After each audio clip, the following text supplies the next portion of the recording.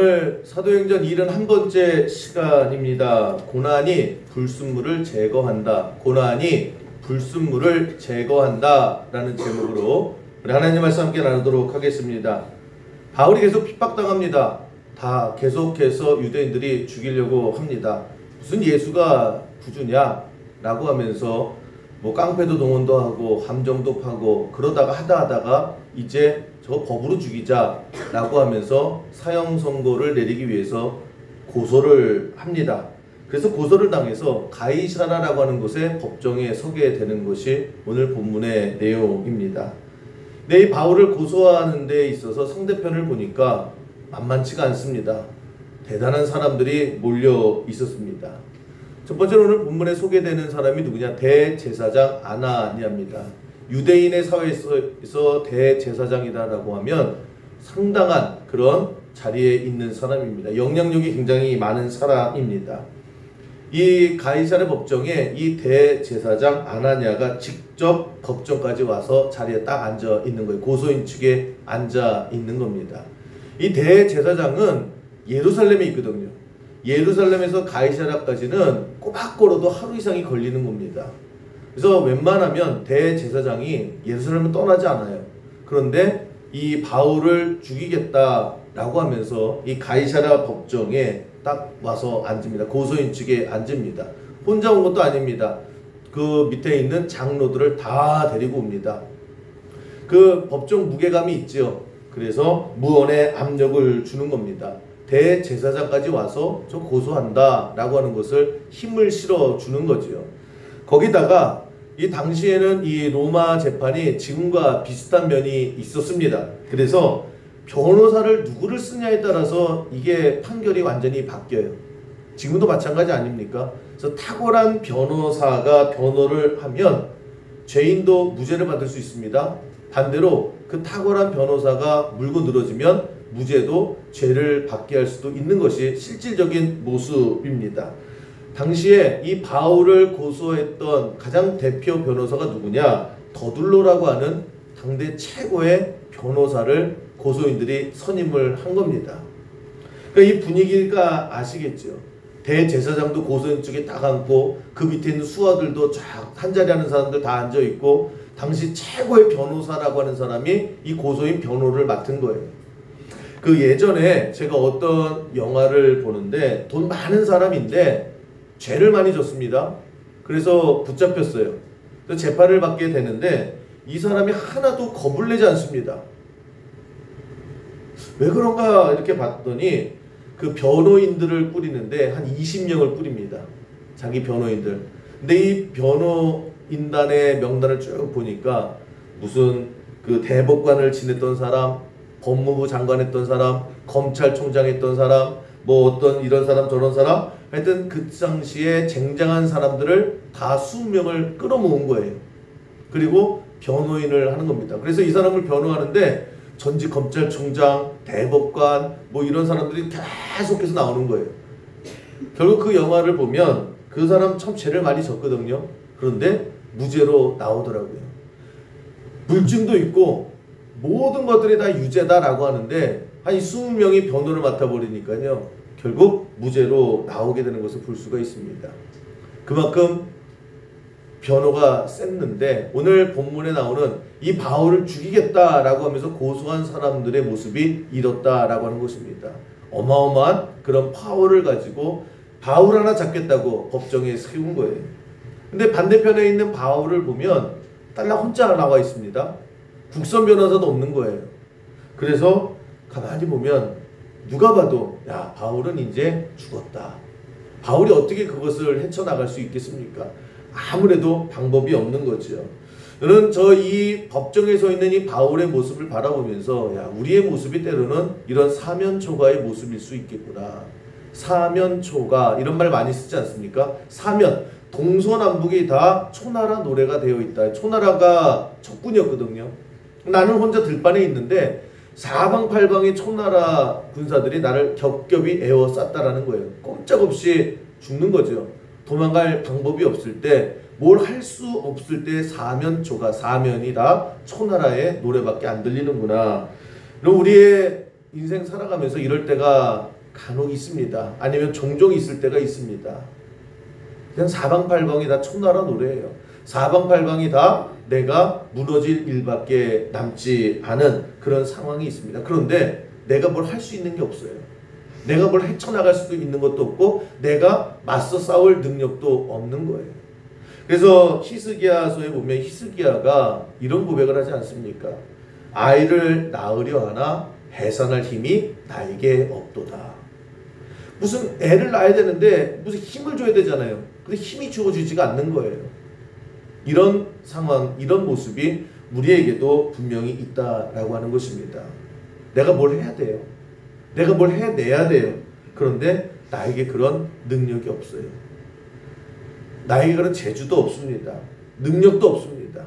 또 어디 비빌 언덕도 없는 거예요. 이대로는 꼼짝없이 죽게 생겼는데, 이대로는 망하게 생겼는데 그걸 아는데 나에게 힘이 없어요. 방법도 없어요. 재주도 없어요. 그럴 때 가슴이 답답하지 않습니까? 이걸 도대체 어떻게 해야 되나? 그러면서 내 자신에게 화가 나요. 도대체 왜 나는 힘이 없을까? 왜 나에겐 길이 없을까? 왜 나는 이거를 헤쳐나갈 수, 난 지금 뭐하고 살았는가? 라고 하면서 자기 자신을 미워하기 시작을 합니다. 그걸 넘어서요, 이제 하나님을 째려보죠. 하나님, 나 죽으라는 거죠? 나에게 결국 이렇게 죽는 거죠? 이렇게 망하는 거죠? 아니면 나보고 어쩌라고요? 라고 하면서 그냥 모든 것이 다 무너지는 그런 상황에 놓일 때가 많이 있습니다. 그러면서 우리 마음이 무너지잖아요. 어떻게 이렇게 길이 없을까? 어떻게 이렇게 뭔가 할 수 있는 게 하나도 없을까? 오늘 바울의 처지가 이렇다라는 것입니다. 나를 죽이겠다고 세상의 모든 권력이 똘똘 뭉쳐서 나를 포위했는데 내 주변 하나도 없어요. 이 법정에서 내가 뚫고 나갈 길이 없어요. 아이를 낳아야 되는데 안간힘을 줄 힘조차 없는 이런 처지, 이런 상황 속에 여러분, 우리도 이런 처지가 있을 수 있을 거예요. 어떻게 해야 될까? 막막하고 이런 처지에서 과연 우리가 어떻게 해야 되는가? 이런 처지 속에서 하나님께서 주시는 우리의 메시지는 무엇인가? 오늘 본문을 통해서 느껴야 될 것, 또 깨달아야 될 것은 하나가 있다라고 하는 것입니다. 그러면 헨리 나우엔이라고 하는 유명한 영성가가 있습니다. 신학자인데 그 예수님의 이름으로라고 하는 책이에요. 굉장히 얇은 책인데 거기에 그런 얘기가 나옵니다. 신앙생활을 열심히 하는 사람, 예수를 열심히 믿는 사람, 더 열심히 믿는 사람, 참 좋죠. 신앙에 뜨거움이 있죠. 그런데 그런 사람이 빠질 수 있는 함정이 있다라는 거예요. 어설프게 믿는 게 아닙니다. 그냥 열심히 믿는 거예요. 뜨겁게 믿는 거예요. 그런 사람이 빠지게 되는 오류가 뭐냐? 하나님을 더 사랑하기보다는 어느 순간에 자기가 하나님이 되려 한다라는 거예요. 처음에 믿었을 때는 다 하나님의 뜻입니다. 다 하나님 인도하여 주옵소서, 그렇게 믿어요.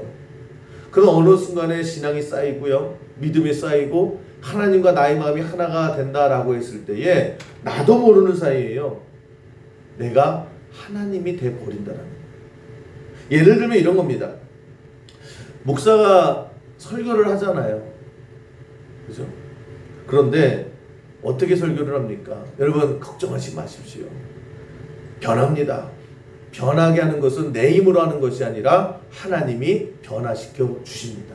그 사람도 내가 변화시키려고 하지 마세요. 하나님이 변화시켜 주는 거예요. 내 상황도 내가 어떻게 할 수 없는 겁니다. 하나님께서 변화시킬 줄 믿습니다. 여러분, 믿어야 됩니다. 라고 설교를 하죠.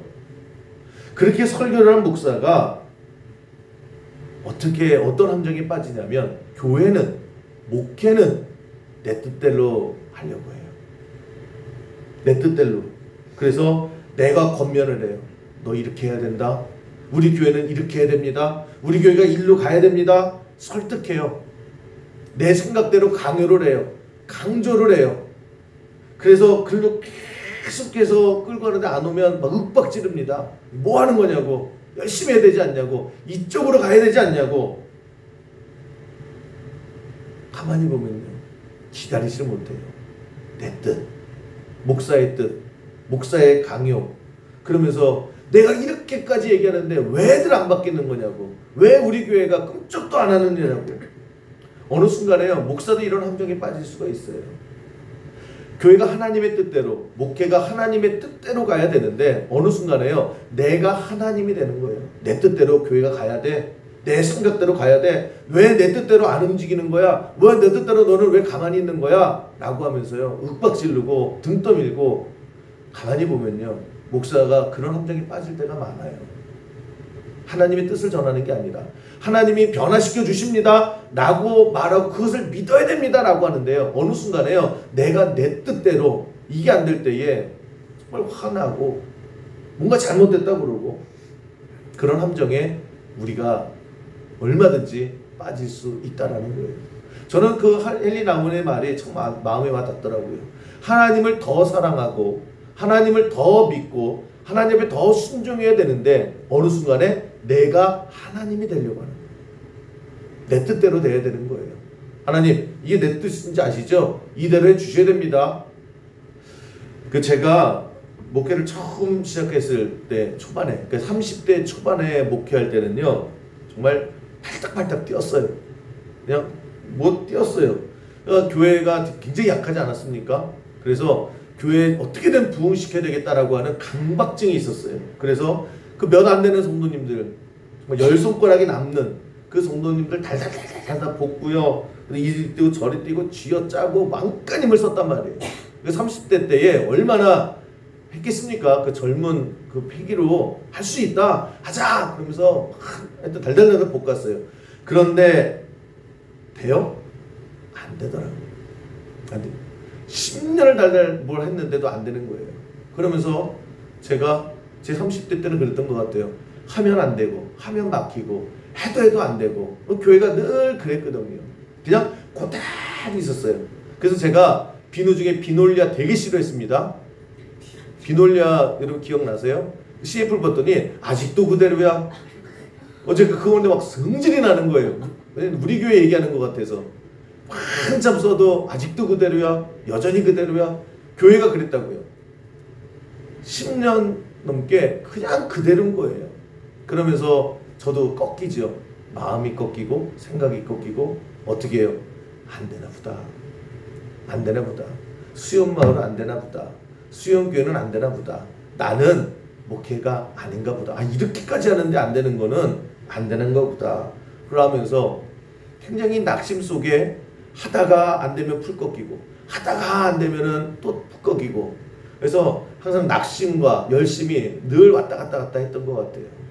그럴 때 그 예전에 우리부터 교회 생활하셨던 분들은 이 찬양이 굉장히 귀에 익을 거예요. 찬송가 337장이요. 그때 제가 매일매일 불렀어요. 새벽기도 할 때도 이 찬양, 그거 있죠. 무거운 짐을 나 홀로 지고 견디다 못해 쓰러질 때, 이게 딱 저 같더라고요. 불쌍히 여겨 구원해 주리 은혜의 주님 오직 예수. 이게 제가 30대 때 늘 불렀던 찬양이에요. 이게 왜 이렇게 마음에 와닿는지 모르겠어요. 그냥 무거운 짐이에요. 교회도 무거운 짐이고 다 짐이고, 근데 뭔가 하려고 하고 싶었는데 안 되는 거예요. 이게 1년, 2년, 3년, 5년, 10년이 쌓여가니까 지치더라고요. 내가 어떻게 될까? 잘하고 싶었는데, 잘 될 줄 알았는데, 하면 될 줄 알았는데 이게 뜻대로 안 되는 거예요. 막 화도 나고 원망도 되고. 근데 이 찬양을요, 그래서 계속 불렀어요. 무거운 짐을 나 홀로 지고 견디다 못해 쓰러질. 하나님 이거 나잖아요. 근데 참 여러분 찬양 많이 부르세요.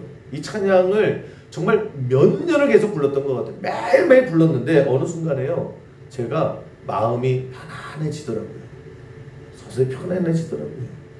무거운 짐을 나 홀로 지고 견디다 못해 쓰러질 때 주님이 계시더라고요. 그래서 제가 마지막에는 KO 당했어요. 하나님, 내 힘으로 안 되는 건 맞아요. 나는 이런 교회를 만들고 싶고, 나는 이런 성도들과 함께 변화를 느끼고 싶고, 내가 생각하는 내 인생이 있었고, 내 계획이 있었고, 우리 수영교는 이렇게 몇 년도에는 뭐가 되고 뭐가 되고 뭐가 될 거야 라고 하는 그 모든 계획들이요, 다 무너질 때에 마지막에 고백은, 하나님, 교회가 목사의 뜻대로 안 되는 게 맞아요. 목회라고 하는 것이 내가 그냥 도구지, 내가 내 생각을 가지고 왜 내 뜻대로 이렇게 안 옵니까? 왜 내 속도에 못 맞춰줍니까? 라고 윽박지는 게 아니더라는 거예요. 그거를 알겠다는 거예요. 10여 년이 지난 후에 깨지고 돌고 돌아서 그때야 비로소 그거 헨리 나우엔의 그 감정이 그거예요. 내가 목회를 열심히 했어요. 정말 열심히 할 수 있는 최선을 다해서 했어요. 그런데 어느 순간에 보니까 내가 하나님이 되려고 하더라고요. 교회는 담임 목사의 뜻대로 돼야 돼. 성도들은 내 속도에 맞춰서 뛰어야 돼. 라고 했을 때에 어느 순간에 이게 안 되잖아요. 계속해서 안 되는 거예요. 그러다가 마지막에 제가 내린 결론은 뭐냐? 그거 내가 왜 자꾸만 이렇게 짊어지려고 하지? 짊어질 힘이나 있으면 말을 안 해. 내가 짊어질 힘도 없어요. 능력도 없어요. 재주도 없어요. 그런데 왜 이렇게 내가 끙끙거리면서 이거를 무조건 짊어지고 내가 가려고 했을까? 내가 책임지려고 했을까? 하나님께서 수고하고 무거운 짐진 자들아 그렇게 끙끙대지 말고 다 나에게 오라. 그 말씀을 성도들에게는 했단 말이에요.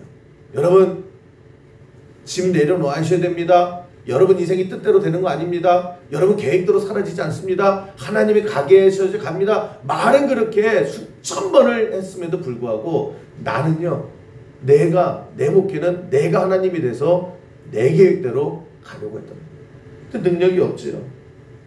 제가 그런 많은 고민과 그런 여러 가지 생각 속에 번복이 되면서 30대, 40대의 목회를 했던 것 같아요.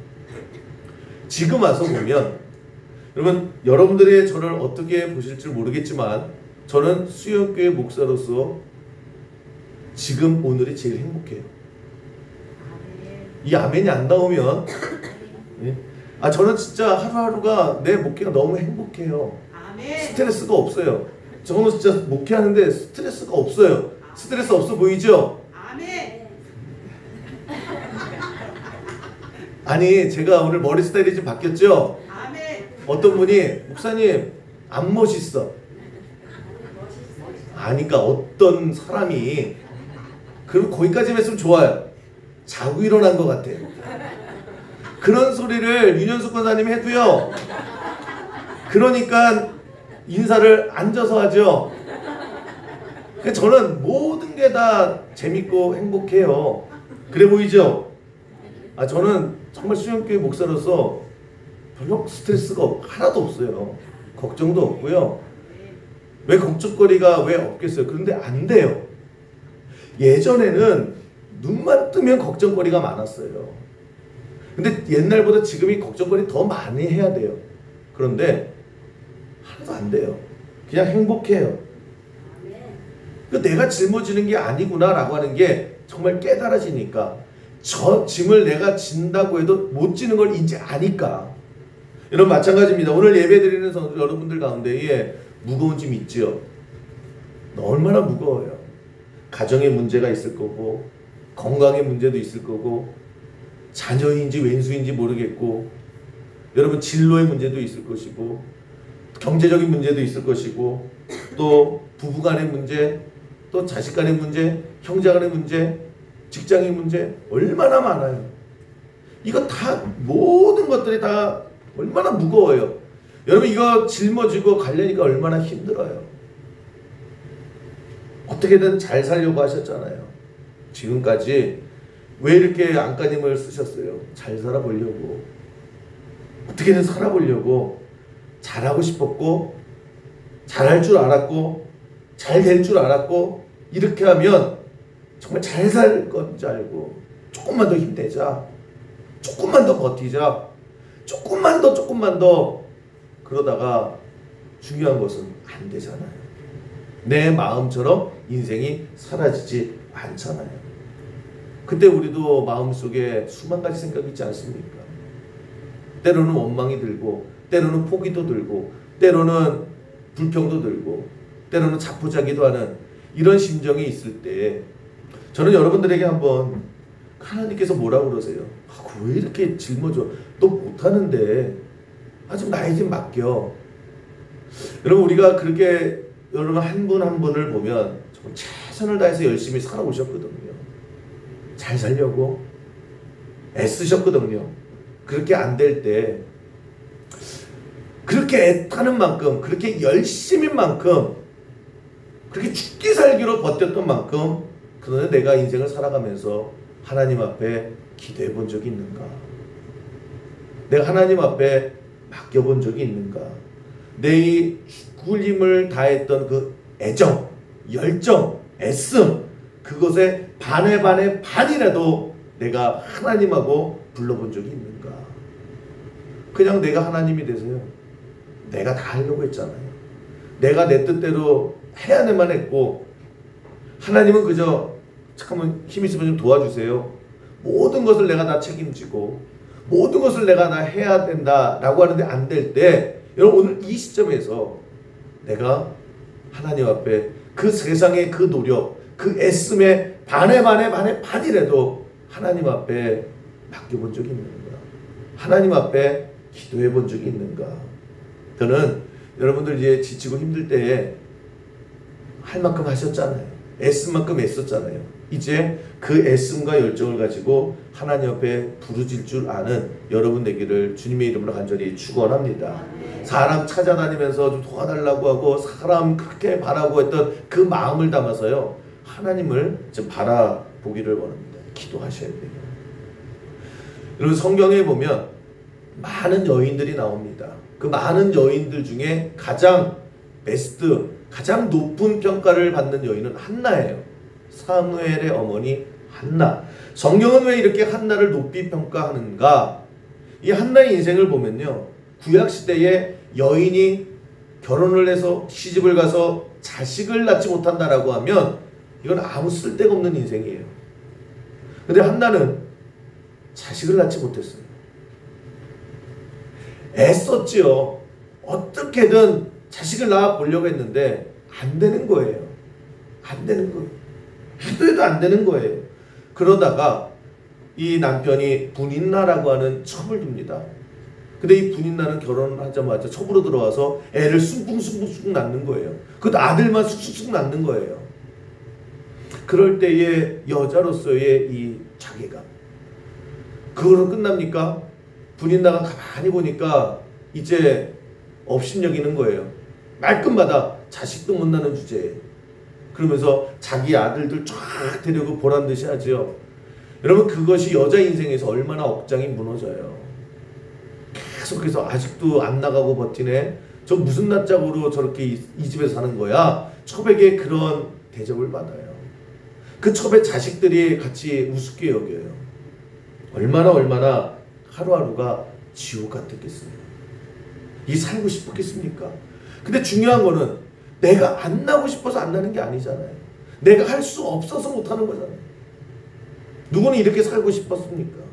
그랬을 때에 이 한나의 마음에는 때로는 원망이 들 수도 있고, 아유 나 같은 인생 진짜 지리도 복도 없네 라고 무너질 수가 있어요. 근데 한나의 위대성이 어디에서 나오느냐? 그런 자기의 현실을 가지고 괴로워할 시간에, 그 분인나라고 하는 이 철천지 원수 같은 여자를 미워할 그 시간에 어떻게 해요? 성전을 향해 뛰어나오잖아요. 그리고 그 모든 에너지를 가지고 하나님 앞에 부르짖더라는 거예요. 하나님, 나도 잘 살고 싶고 나도 자식 낳고 싶고 지금 내 처지가 이게 사람이 사는 것 같지 않은데 하나님 나를 좀 불쌍히 여겨주세요. 얼마나 통곡했으면 이 성전에 있던 제사장이 술 취했다고 그 정도로 하나님 앞에 다 쏟아 부었잖아요. 이게 한나의 능력이 됐고 이게 한나의 응답이 됐고 이것이 한나의 위대함이다 라고 하는 것입니다. 여러분 우리도 마찬가지예요. 여러분 잘 살고 싶었잖아요. 지금 하는 일 잘 하고 싶잖아요. 그런데 안 돼요. 안 되니까 지쳐요. 지치는데 자꾸만 포기는 안 돼요. 포기가 안 돼서 한 번만 더 그런데 버티다가 이제는 넘어지고 무너지잖아요. 계속해서 불안하죠. 이렇게 끝날 것 같고 이러다 말 것 같고 결국은 안 될 것 같고 내 원하는 대로 자꾸만 사라지지 않아요. 내 자식이 자꾸만 내 계획했던 대로 정반대로 엉뚱하게 살아가요. 근데 중요한 것은요, 그 뭘 하나로도 나에게 막을 힘이 없어요. 뭘 해결할 능력이 없어요. 길도 없어요. 사면이 꽝꽝꽝 막혔어요. 지금 바울이 그렇잖아요. 주변에 다 적이에요. 근데 내가 이걸 이 법정에서 뚫고 나갈 아무런 능력이 없는 거예요. 우리 어떻게 살아가야 됩니까? 그때에 여러분 기도하세요. 그때에 하나님을 직접 바라볼 때 하나님께서 그 사방이 막힌 그곳에 하나님께서 빛을 비춰주실 줄 믿습니다. 그래서 이게 기회라는 거예요. 그냥 조그만한 기회만 있었어도요, 우리는 또 그 기회 때문에 미련하게 이거 한 번만 더 해보고 또 가겠지요. 또 여기 하나의 가능성이 있으면 이것만 한 번만 더 해보고 내가. 근데 지금은요, 그 모든 것이 다 막혔잖아요. 그때가 기회예요. 이게 은혜라고 하는 것입니다. 이럴 때 내가 아무것도 할 수 없는 이때, 내가 바꿀 능력이 하나도 없는 지금 이 순간이에요. 내가 내 능력의 한계에 지쳐서 이제 모든 것이 다 무너진 이때에 여러분 우리에게 남은 것이 있어요. 그때서 기도하시는 거예요. 지금까지의 모든 애씀을 가지고, 지금까지의 모든 열정을 가지고 기도로 바꾸셨을 때 하나님의 능력이 반드시 여러분의 인생 가운데에 비춰지게 될 줄로 믿습니다. 미국 클린턴 시절에 그 국무장관, 미국의 국무장관이면 실질적인 권력 서열 2위입니다. 그러니까 이 사람이 미국을 다 운영하는 거예요. 근데 그 메릴린 올브라이트라고 하는 여성분이 클린턴 대통령 시절에 국무장관이 됐습니다. 근데 이게 왜 중요하냐면 미국 정치 역사상 첫 번째로 여성 국무장관이 나온 거예요. 굉장히 세계적으로 떠들썩했습니다.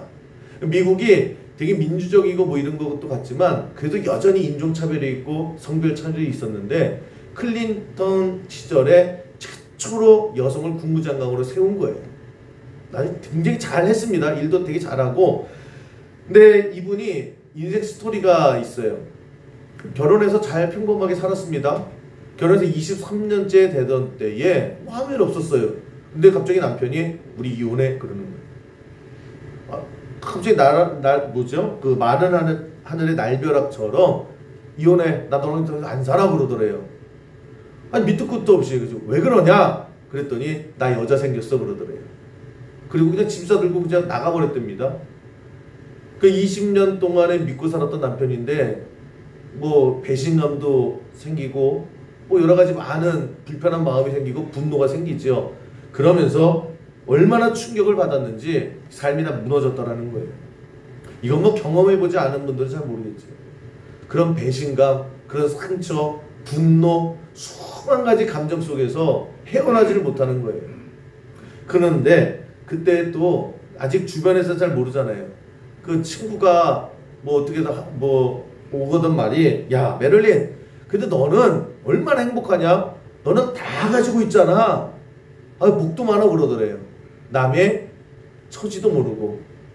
그래서 마음이 막 무너지더라는 거예요. 저건 남의 사정도 모르고 내가 뭘 다 가져. 내가 뭘 다 가져. 내가 뭘 행복해. 그러면서 막 분노가 치밀러 오르는데요. 근데 어느 순간에 가만히 생각해 봤대요. 그랬더니 그 친구의 말이 맞더라는 거예요. 그치? 나 많은 거 있지. 공부도 기회가 돼서 많이 했고, 지식도 있고, 사회적인 지위까지도 올랐고, 또 실력도 있고, 자식도 있고, 또 친구도 있고, 웬만큼의 경제력도 있고, 다 있더라는 거예요. 다. 그 많은 것 중에 그 거지 같은 남편 하나만 없어졌다라는 거예요. 그치? 나는 여전히 다 있지. 그냥 그거 하나만 없어진 거지. 라고 하면서 자기가 지금 가지고 있는 것들이 보이기 시작을 하더라는 거예요. 그리고 그것에 집중했을 때에 오히려 그의 인생에는 그때부터 나가기 시작을 하고, 그래서 국무장관까지 오르고 일 참 잘했습니다. 그래서 칭찬받고 끝나게 됐는데 우리도 마찬가지라고 하는 것입니다. 여러분, 우리도 잃어버린 게 있어요. 놓쳐버린 게 있고 안 되는 게 있고, 근데 그게 세상에 전부 다 잃어버린 것처럼 우리는 좌절해요. 그래봤자 그거 하나예요. 그래봤자 하나님께 주신 게 훨씬 더 많아요. 여러분, 남아있는 것들이 있잖아요. 그 남아있는 것을 가지고 하나님께서 우리에게 역사해 주실 줄 믿습니다. 여러분의 모든 것들을 다 놓쳤다 할지라도 여러분 가장 중요한 것은 여러분의 옆에 남아요. 그게 뭐예요? 그게 기도예요. 기도는 할 수 있어요. 우리 복음성가 가사 보시면 기도할 수 있는데, 저는 저것이 참 우리 인생 속에 저거 하나만 붙들어도 될 것 같아요. 기도할 수 있는데 왜 걱정하십니까? 기도할 수 있는데 왜 실망하십니까? 기도할 수 있는데 왜 염려하십니까? 기도할 수 있는데 왜 방황하십니까? 여러분 다 없다 할지라도요, 여러분 기도할 수 있잖아요. 기도할 수 있는데 뭐 걱정하냐? 왜요? 하나님, 기도는 하나님과 통하는 거지요. 기도할 수 있는데 무엇 때문에 염려하는 거예요? 무엇이 우리를 넘어뜨릴 수 있겠냐는 거예요. 여러분 어려울 때 지금 우리가 해야 될 게 뭐예요? 여러분 잘 살고 싶고 해야 될 것이 있고 나가야 될 길이 있는데 안 된다 안 된다, 세상에 요 하나가 안 되면 세상 모든 것들이 다 무너진 것처럼 보여도요, 여러분에게 남아있는 게 훨씬 더 많고요. 그 모든 것들이 없다 할지라도 하나님께서 우리에게 예수 그리스도의 이름으로 기도할 수 있는 은혜와 축복을 주셨음을 기억하는 여러분 되기를 주님의 이름으로 간절히 축원합니다. 그게 웬만하면 안 하는데요, 지금 같은 때 기도가 되는 거예요. 어려우시죠? 힘들지요? 안 되지요?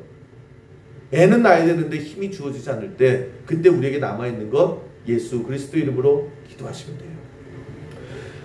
이 큰 광물 덩어리, 바위 덩어리가 있어요. 이 금이요, 금만 이렇게 있는 게 아니에요. 큰 바위 덩어리에 0. 몇 %가 있는 거예요. 이 광물 속에 뭐 금이, 때로는 금이 들어갈 수도 있고 은이 들어갈 수도 있고 철이 들어갈 수도 있고 니켈이 들어갈 수도 있고 많은 여러 가지 있습니다. 근데 이것들을 좀 떼놔야 되잖아요.